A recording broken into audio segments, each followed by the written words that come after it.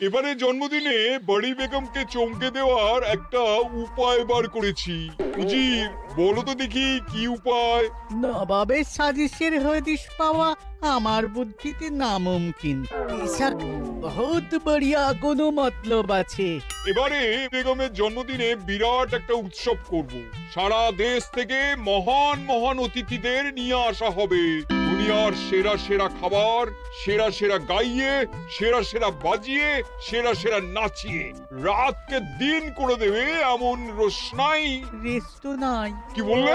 বহুত বড়িয়া আপনার সোচ, লেকিন মাফ করবেন হুজুর, রাজকোষের অবস্থা খুবই খারাপ। উৎসব করার মতো তো রেস্টো নাই জাহাপানা। কোনো কথা শুনতে চাই না। আমি হলাম গিয়ে বাংলার নবাব। আমি আনন্দ হই হুল্লোড় করবো না তো কে আর করবে? একদম ঠিক জাহাপানা, কিন্তু কর বসিয়ে টাকা তোলো। সব কিছুতেই কর বসানো আছে জাহাপানা। হাসি কান্না ছাড়া আর কোনো কিছুতেই কর বসানো যে বাকি নেই। তার ওপরেই কর বসাও। হাসি কান্নার ওপর কর? না, শীতকাল আসছে, বসাও বসাও কর হাঁচির ওপর। হ্যাঁ, হাতির ওপর কর? বসাও। ওরকম মুখ করে আছো কেন? যদি না পারো তো বলে দাও, আমি অন্য উজির নিয়োগ করব। আমি আজই ঘোষণা করে দিচ্ছি, এবার থেকে হাতির ওপর কর দিতে হবে। হ্যাঁ, তো জানাব, এতে প্রজারা যদি ক্ষুব্ধ হয়? আরে বাবা, প্রজাদের কাজই তো মাঝে মাঝে ক্ষুব্ধ হওয়া।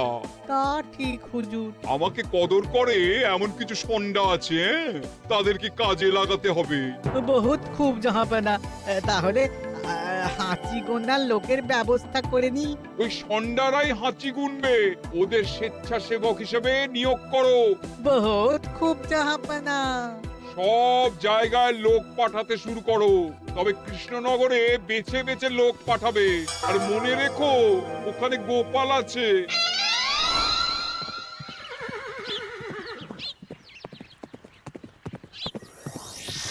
সব জায়গায় কর আদায়কারী পাঠিয়ে দেওয়া হয়েছে জাহাপানা। আপনার কথা মতো তাদের বলে দেওয়া হয়েছে যে আদায় হওয়া করের 10% তাদের বেতন হিসেবে দেওয়া হবে। সুতরাং কর আদায়ে কোনো ঢিলেমি হবে না। বহুত আচ্ছা, বহুত আচ্ছা।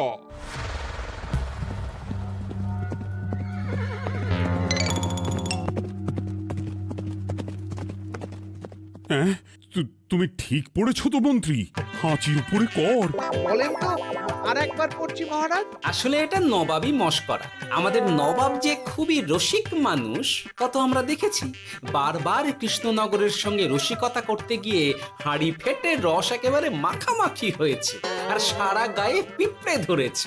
মশকরা নয়, একদম সত্যি কথা। হাঁচির উপরে কর বসানো হয়েছে, আর আমরা হলাম নবাবের খাস হাঁচি গোনার দল। আমরা এই কৃষ্ণনগরে থিতু হয়ে বসলাম বটে। এবারে হাঁচি গুনবো আর মোহর আদায় করব। গোপাল, তুমি কি বলো? সর্দার, তোমাদের এখানে আসা একেবারেই লোকসান হয়েছে। কেন মশাই? আচ্ছা, আপনি গোপাল? না না, আপনার কোনো কথাই শুনবো না। আমাদের পই পই করে বলে দেওয়া হয়েছে, গোপাল হইতে সাবধান। সর্দার, আমি তোমাকে সাবধান হতেই বলছিলাম। হাঁচি ধরতে গেলে তোমাদের খুব সতর্ক থাকতে হবে, কারণ এই কৃষ্ণনগরের বাসিন্দাদের শরীর স্বাস্থ্য এত ভালো যে এখানে কেউ হাঁচে না, কাশে না, ঢেকুর তোলে না, ইয়ে করে না। বলেন কি মশাই? এটা তো নবাবকে জানাতে হচ্ছে। যাও যাও, এক্ষুনি মুর্শিদাবাদে ফিরে গিয়ে নবাবকে জানাও। ওরে, কেউ এদের যাওয়ার ব্যবস্থা করে দে। ওই তো হেঁচেছে। হাঁচি এক। পুরো এক মোহর। হাঁচি দুই, দুই মোহর। আরে, এটা তো হাঁচির বাচ্চা, এটা তো ধরলে চলবে না। কেন? হাঁচি হলেই তো হলো। কি করব সর্দার? লিখবো? দেখ, একবার গুনে যখন ফেলেছি পুরো ছাড়তে পারবো না। আধমোহর লেখ। এটা কাশি, কাশিতে কোনো করের কথা নেই। ওরে লেখ লেখ লেখ লেখ লেখ। হাঁচি তিন, পুরো এক মোহর। হাঁচি চার।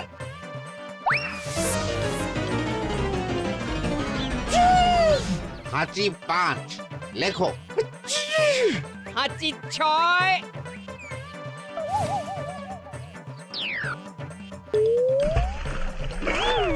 যা, যা কি রে, শুনেছিলাম কৃষ্ণনগরের মন্ত্রীটা মাথা মোটা, প্রমাণ হয়ে গেল। জল থেকে উঠবে যখন ঠান্ডা লেগে হাঁচি তো আরো বাড়বে। জলে বুড়ুবুড়ি উঠছে, বেটা জলের তলায় তলায় হাঁটছে। হাঁচি 7। এখনো তো ফিরলো না, বেলা গড়িয়ে দুপুর হয়ে গেল। ভাববেন না রাজামশাই, আমরা যারা যারা এখানে এসেছি সবাই ধড়িবাজ লোক। মন্ত্রীর হাঁচি নিংড়ে নিয়ে ফিরবে। ছি ছি ছি ছি ছি ছি ছি ছি ছি। কি হলো গোপাল? আমরা কৃষ্ণনগরের প্রবাদ প্রতিম আতিথেয়তার অসম্মান করেছি মহারাজ। কেন, কিভাবে, কখন? এখন মহারাজ, এখন এনারা সেই সুদূর মুর্শিদাবাদ থেকে এসেছেন, আর আমরা এতক্ষণ শুধু অন্য কথাই বলে চলেছি, এনাদের আপ্যায়নের ব্যবস্থা করিনি। তাই তো। মহারাজ, আপনি ব্যস্ত হবেন না। এই কে আছো? শোনো, এদের রাজ অতিথিশালাতে থাকার বিশেষ ব্যবস্থা করো। এদের খাবার যাবে মহারাজের পাকশাল থেকে। এদের সব সুবিধে অসুবিধে দেখার জন্য দাস দাসী নিযুক্ত থাকবে। এই চলো হে চলো। আরে দাঁড়াও সর্দার, হ্যাঁ বলুন। তোমাদের তো আবার গোপালের কথা শোনা বারণ। আমার ব্যবস্থায় বোধহয় তোমরা থাকবে না। বাদ দিন তো, আসলে ভয় ছিল আপনার বুদ্ধিকে, আর ভয় নেই। কেমন আগু পিছু বিচার না করেই বলে ফেললেন এখানে কেউ হাঁচে না। বুঝে গেছি, আসলে গোপাল হলো গল্প। এই চলো হে চলো, ও বড্ড খিদে পেয়েছে। প্রহরী, এই সর্দারের দলের বাকি লোকগুলো এলে এদেরকেও অতিথিশালায় নিয়ে যেও। হ্যাঁ, আচ্ছা। এ কি গোপাল, এই রক্তচোষাগুলোর জন্য তুমি রাজনিবাস আর রাজভোগের ব্যবস্থা করে দিলে? গোপাল কার পক্ষে মহারাজ? এতক্ষণ গোপালের সব কাজ তো কৃষ্ণনগরের বিপক্ষে গেল। বটেই তো, আমি মনে মনে গণনা করে দেখলাম গোপালের শুল যোগ শুরু হয়েছে। আগামী 1 যুগ ধরে গোপাল যেখানে থাকবে সেখানে রাহুর প্রকোপে দুঃখ দারিদ্র মহামারী একসঙ্গে এসে ধরা পড়বে। মহারাজ, গোপাল কখনো কৃষ্ণনগরের খারাপ ভাবেনি। সে যখন ওই রক্তচোষাদের রাজভোগে রাখার ব্যবস্থা করেছে, তখন বুঝতে হবে এর মধ্যে একটা ঘোরতর পেঁচ আছে। গোপালই তাহলে বলুক, কি পেঁচ? মহারাজ, মানুষ বিলাসের সুযোগ পেলে কাজ ভুলে বিলাসেই ডুবে থাকে। কত সম্রাট মহাসম্রাট বিলাসিতায় ডুবে কত সাম্রাজ্য মহাসাম্রাজ্য ভেঙে টুকরো করেছে। এরা তো নবাবের পাঠানো কিছু মূর্খ বালক মাত্র মহারাজ। এদের রাজভোগে ডুবিয়ে দিলে হাঁচির কথা কি এদের মনে থাকবে?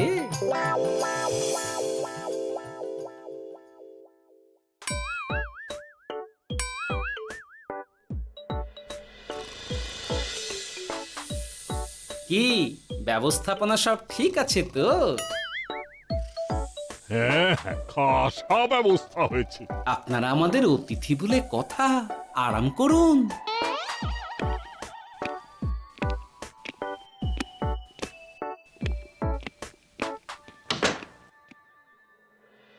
বিজ্ঞানী, তোমার এই দুমুখ আয়না আবিষ্কার তোমার জীবনের সেরা কাজ। একদিক দিয়ে আয়না, অন্য দিক দিয়ে কাঁচ। কেউ জানতেই পারবে না যে তার উপর নজর রাখা হচ্ছে। অনবদ্য অনবদ্য। মহারাজের জয় হোক। কিন্তু মহারাজ, এই কৃতিত্বের মূল ভাগীদার আমাদের মন্ত্রী। তাই নাকি? হ্যাঁ মহারাজ, মন্ত্রীর দুমুখ কাজকর্ম দেখেই দুমুখ আয়নার কথা আমার মাথায় আসে। মুখ সামলে কথা বলো বিজ্ঞানী। ওরা শুনতে পাচ্ছে। যা চেঁচালেন 20 ইঞ্চির দেওয়াল ভেদ করে ওদিকে চলে যাবে কথা। এই কে যেন কাকে মুখ সামলে কথা বলতে বললো? ওই ওই বাইরে কেউ বলেছে। এই তোমরা সবাই শোনো, অতিথিদের যেন আদর যত্নের ত্রুটি না হয়। আমি আর যাই, কাল সকালে আসবো, কেমন? গোপালকে নিয়ে নবাব আর উজির যেমন ভয় দেখিয়ে দিয়েছিল, গোপাল কিন্তু সেরকম নয়। এই তোরা কি বলিস? না না না না না না, গোপাল একটু ওই হাবা গোবা আছে দাদা। দেখো দেখি কেমন বুক পেতে দিয়েছে, এবার ওদেরই বুকে বসে ওদেরই দাড়ি ওপড়াবো। গোপালের জবাব নেই, ঠিক সামলে দিল। মহারাজ, এই প্যাঁচটা আমার মাথাতেই এসেছিল, কিন্তু ওই যে নাকে মাছি ঢুকে গিয়েই সব বরবাদ হয়ে গেল। মহারাজ, এই পরিকল্পনা যদি মন্ত্রীর মাথাতে আগে এসে থাকে, তাহলে এদের মন্ত্রী আমার চেয়ে ভালো করে সামলাতে পারবেন মহারাজ। বটেই তো, এই দায়িত্ব আমি নিলাম মহারাজ।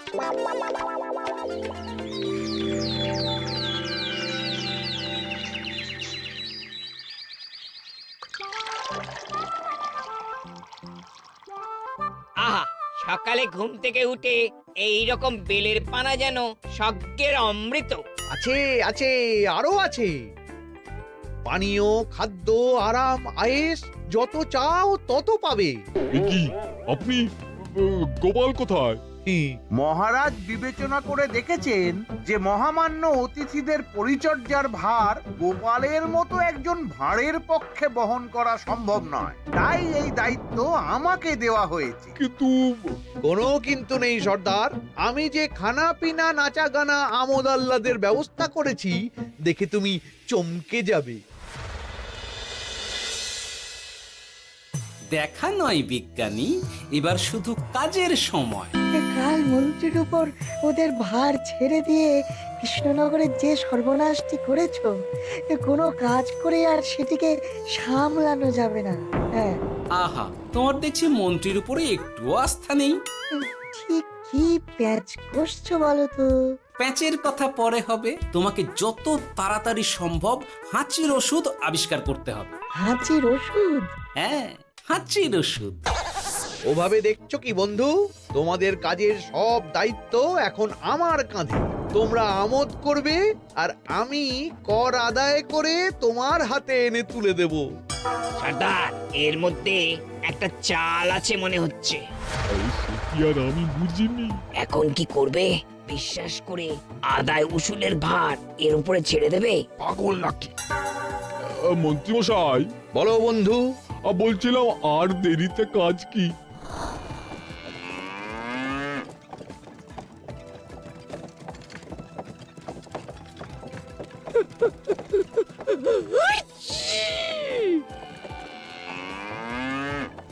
মন্ত্রী, লেখো হাঁচি এক।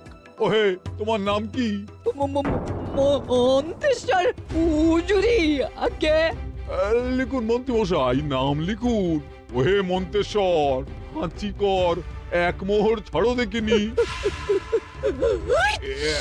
হাঁচি দুই। আরে যাও, দৌড়ে গিয়ে দু মোহর আদায় করে আনো। ওরে, তোরা সব কৃষ্ণনগরের কোণে কোণে ছড়িয়ে পড় দেখি, একটা হাঁচিও যেন বাদ না পড়ে। হ্যাঁ,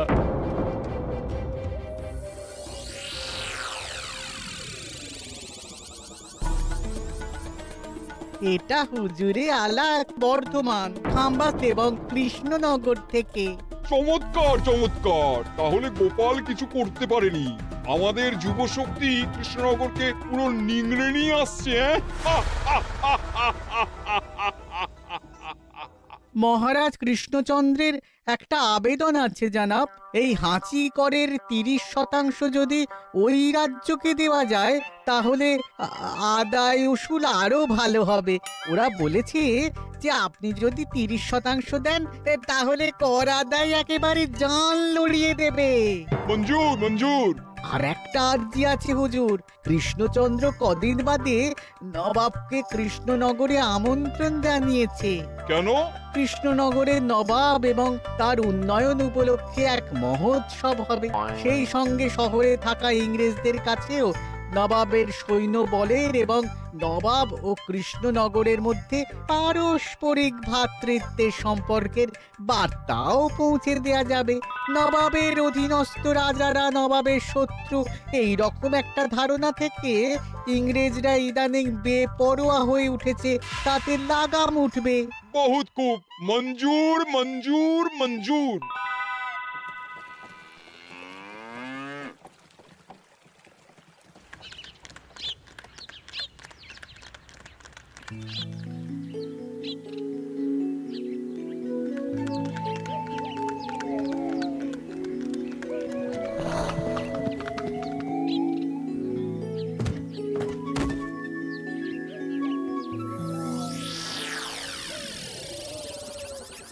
কি ব্যাপার গোপাল? জাহাপনা বলুন, কি খিদমত করব? আমি যা বলবো তাই করবে। অবশ্যই জাহাপনা। क्या बात উজির, তুমি সাক্ষী, মহারাজ কৃষ্ণচন্দ্র আপনিও সাক্ষী। গোপাল আমাকে কথা দিয়েছে আমি যা চাইবো তাই করবে। গোপাল, তুমি আমার সঙ্গে মুর্শিদাবাদ যাবে। এখন থেকে আমার দরবারের বিদূষক হিসেবে থাকবে, কেমন? ওরে ওরে ওরে ওরে ওরে, তোরা বাজনা বাজা। এখন থেকে গোপাল আর কৃষ্ণনগরের নয়, গোপাল মুর্শিদাবাদের। চলছে বাজা।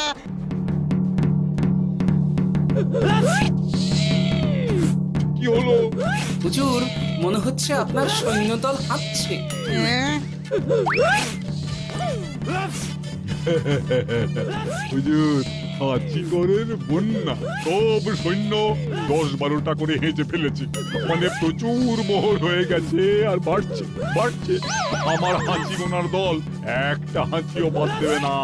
মোহর রাখার জন্য নতুন পোশাকখানা বানাতে হবে হুজুর। সর্দার, আমাদের হাঁচিগুলো কি খুলবো? হ্যাঁ, নিশ্চয়ই। একটা হাঁচিও যেন বাদ না পড়ে। চলুন হুজুর, আমরা এখানে দাঁড়িয়ে থেকে আর কি করব? ওরা হাঁচুক আর হাঁচি গুনুক। চলুন নবাব বাহাদুর, আপনার জন্য কৃষ্ণনগরের রাজাতীর্থ অপেক্ষা করছে। হুজুর, আমার মনে হয় আমাদের কৃষ্ণনগরে এখন আর দেরি করা উচিত হবে না। আমরা সোজা শহরের দিকে রওনা হয়ে যাই। শহরের ইংরেজদের শিক্ষা দিয়ে ফেরার পথে আমরা কৃষ্ণনগরের আতিথ্য গ্রহণ করব। সে কি? মহারাজ, নবাবের মতো কর্তব্যপরায়ণ ইনসানকে তার কর্তব্য পালনে বাধা দেবেন না। আমরা ওনার শহর থেকে ফেরার অপেক্ষায় থাকব। ঠিক ঠিক, আমার এক্ষুনি শহরে যাওয়ার দরকার। ইংরেজরা সব নিয়ম কানুন ভেঙে চুরে যা ইচ্ছে তাই করতে আরম্ভ করেছে। উচিত সৈন্যদের ডাক দাও, চলো রওনা হই। কিন্তু জাহাপনা, আপনার সৈন্যদের থেকে পাওনা মোহরগুলো এতক্ষণে যা হেঁচেছে, লাখখানেক মোহর তো হয়েই গেছে। ওটা আমরা নিজেদের মধ্যে বুঝে নেব। কিন্তু ওই করের 30% যে কৃষ্ণনগরের পাওনা। পেয়ে যাবে। শহর থেকে ফিরি। আরেকটা কথা, হাঁচিকর ব্যবস্থা এখন থেকে উঠে গেল।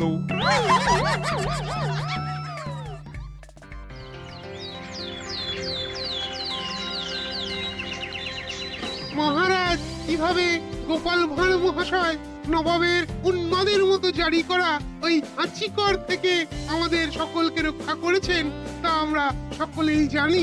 খাম্বাজের তরফ থেকে তাই গোপালকে সামান্য উপহার।